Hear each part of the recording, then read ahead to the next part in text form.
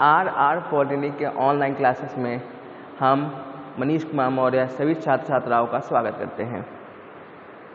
जैसे कि previous class में हमने ट्रांजिस्टर के बारे में पढ़ा था, आज उसके विभिन्न प्रकार के यूटिलाइजेशन बेस कैसे उनका कॉन्फ़िगरेशन किया जाता है, कैसे उनका इनपुट और आउटपुट के साथ उनका टर्मिनल का जुड़ान किया जाता है, कैसे जुड़ा जाता है, इनपुट और आउटपुट टर्मिनल में ट्रांजिस्टर को कैसे जोड़ा जाता है, वो आज हम इनको देखेंगे।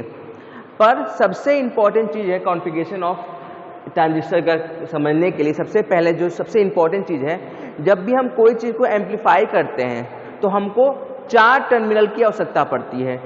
4 टर्मिनल के जब भी हमको एम्पलीफिकेशन करना होता है तो 4 टर्मिनल की आवश्यकता पड़ती है, जिसमें हमारा 2 इनपुट और 2 आउटपुट होता है। पर जैसे कि प्रीवियस क्लास में हमने पढ़ चुका है कि ट्रांजिस्टर में बस 3 टर्मिनल होता है, मतलब कहीं ना कहीं एक टर्मिनल को हमको कहीं ना कहीं उसका भरपाई करना पड़ेगा।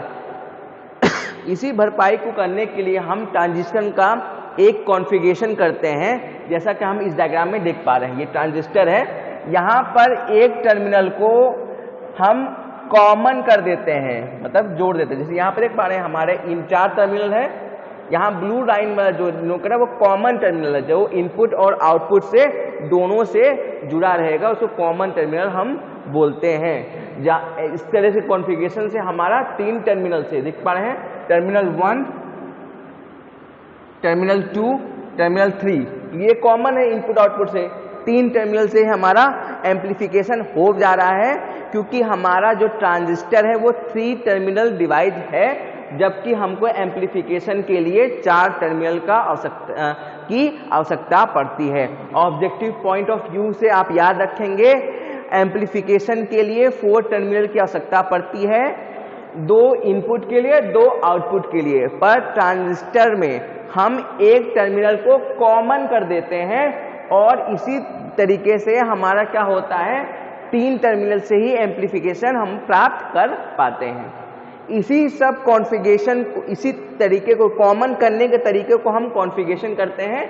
अब इस आधार पर हमारा जो कॉन्फ़िगरेशन है वो 3 प्रकार के होते हैं। पहला जो होता है कॉमन इमीटर कॉन्फ़िगरेशन, दूसरा होता है कॉमन बेस कॉन्फ़िगरेशन, तीसरा होता है कॉमन कलेक्टर कॉन्फ़िगरेशन।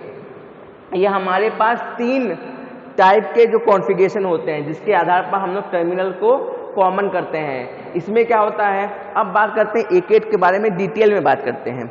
पहला जो हमारा है वो है कॉमन इमीटर कॉन्फ़िगरेशन।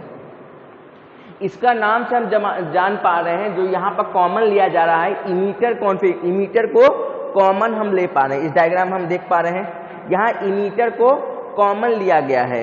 ये हमारा VCC है, इसके क्रॉस क्या है कि हमारा ये जो E गया है VEB, मतलब वोल्टेज जो बैरियर है इमीटर के क्रॉस, और यहाँ VB जो गया है बेस के क्रॉस, ठीक है। उसके बाद ये RB गया है रेजिस्टेंस अक्रॉस द बेस के क्रॉस में जो हमारा रेजिस्टेंस है। उसके बाद बेस के थ्रू आते हुए हमारा कलेक्टर से ऐसे आते हुए, और यहाँ हम देख पा रहे हैं कि हमारा जो इमीटर है वो कॉमन है, क्योंकि यह कहाँ यहाँ पर हम जैसे बेस क्या होगा, इनपुट होगा। इस कंडीशन में क्या होगा, हमारा बेस जो होगा वो इनपुट की तरह काम करेगा, कलेक्टर हमेशा आउटपुट की तरह काम करेगा, और इमीटर जो रहेगा वो रहेगा कॉमन रहेगा, ठीक है। यहाँ पर हम AC सप्लाई, जो AC इनपुट देंगे वो हम किसके बीच में देंगे, AC जो हम दे रहे हैं वो बेस और इमीटर के बीच में, इसके और इसके बीच में हम सप्लाई देंगे। AC सप्लाई हम कैसे देंगे, बेस और इमीटर का, क्योंकि इमीटर हमारा कॉमन है input as well as output के लिए, इसलिए हमेशा जो AC इनपुट हम प्रोवाइड करेंगे वो बेस और इमीटर के बीच में देंगे। जो आउटपुट निकलेगा वो हम किसके बीच में लेंगे, वो हमेशा कलेक्टर और इमीटर के बीच में हमारा आउटपुट प्राप्त होगा। ऑब्जेक्टिव पॉइंट ऑफ व्यू से याद रखना है कि बेस हमेशा कॉमन इमीटर कॉन्फ़िगरेशन में बेस हमेशा इनपुट की तरह कार्य करेगा, कलेक्टर हमेशा आउटपुट की तरह कार्य करेगा, और इमीटर हमेशा कॉमन रहेगा। तो ऑब्जेक्टिव में ये पूछा जा सकता है कि कॉमन इमीटर कॉन्फ़िगरेशन में कौन सा टर्मिनल क्या रहता है, कॉमन रहता है। तो हमको आंसर लिखना होगा इमीटर जो रहेगा वो कॉमन रहेगा। अब दूसरा ऑब्जेक्टिव जो बन सकता है वो क्या होता है कि एसी इनपुट हम किसके अक्रॉस प्रोवाइड करते हैं, कॉमन इमीटर में। तो हमेशा याद रखेंगे बेस और इमीटर के बीच में हम लोग एसी सप्लाई प्रोवाइड करते हैं।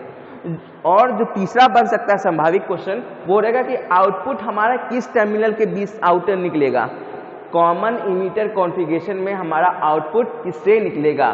तो हमारा आंसर होगा कलेक्टर और बेस के थ्रू हमारा इमीटर निकलेगा। ठीक है, आउटपुट जो निकलेगा कलेक्टर और उसके बेस के माध्यम से हमारा निकलेगा।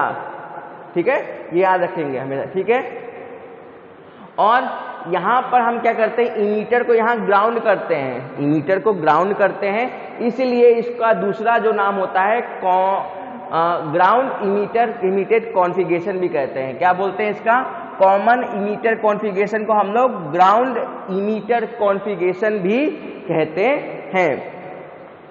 अब बात करते हैं हम लोग दूसरा का, जो है दूसरा जो टाइप होता है कॉन्फ़िगरेशन का वो होता है कॉमन बेस कॉन्फ़िगरेशन। जैसा कि हमने पहले प्रीवियस वाले पढ़ा था, प्रीवियस कॉन्फ़िगरेशन पढ़ा था, इसमें क्या होता है हमारा जो बेस रहता है, इसको इसमें देख पा रहे हैं हम लोग, यहाँ पर बेस जो है बेस कॉमन रहेगा, मतलब इनपुट और आउटपुट के बीच में हमारा बेस जो रहेगा वो कॉमन रहेगा। और इसमें क्या होता है, इमीटर से हम इनपुट लेते हैं, इमीटर से, इस सर्किट में देख पा रहे हैं, इमीटर से इनपुट लेते हैं और कलेक्टर को हम लोग आउटपुट की तरह, कलेक्टर से हम लोग आउटपुट प्राप्त करते हैं और बेस यहाँ कॉमन रहता है। यहाँ पर जो एसी इनपुट हम प्रोवाइड करेंगे वो हमेशा बेस और इमीटर के बीच में हम लोग एसी इनपुट प्रोवाइड करेंगे। आउटपुट जो हम लेंगे वो कलेक्टर और बेस से हम आउटपुट लेंगे यहाँ पर। ठीक है, यहाँ पर हम कलेक्टर और बेस लेंगे और इसमें हम हमेशा बेस को ग्राउंड करते हैं। इस कॉन्फ़िगरेशन में हमेशा बेस को ग्राउंड करते हैं, इसलिए इसका दूसरा जो नाम है, जो ऑब्जेक्टिव में पूछा जा सकता है कि कॉमन बेस कॉन्फ़िगरेशन को हम क्या कहते हैं, तो ग्राउंड बेस कॉन्फ़िगरेशन के नाम से भी हम लोग इसको जानते हैं। इसको ग्राउंड बेस कॉन्फ़िगरेशन के नाम से भी हम लोग जानते हैं। ऑब्जेक्टिव पॉइंट ऑफ व्यू से काफ़ी इंपॉर्टेंट है ये चीज़। अब हम बात करते हैं कि अब जो तीसरा मेथड हमारे पास रहता है वो है कॉमन कलेक्टर कॉन्फ़िगरेशन। जो कॉमन कलेक्टर कॉन्फ़िगरेशन में क्या होता है, हम लोग बेस से इनपुट लेते हैं, इमीटर से हमारा आउटपुट रहता है और कलेक्टर जो रहता है उसको हम लोग कॉमन कर देते हैं।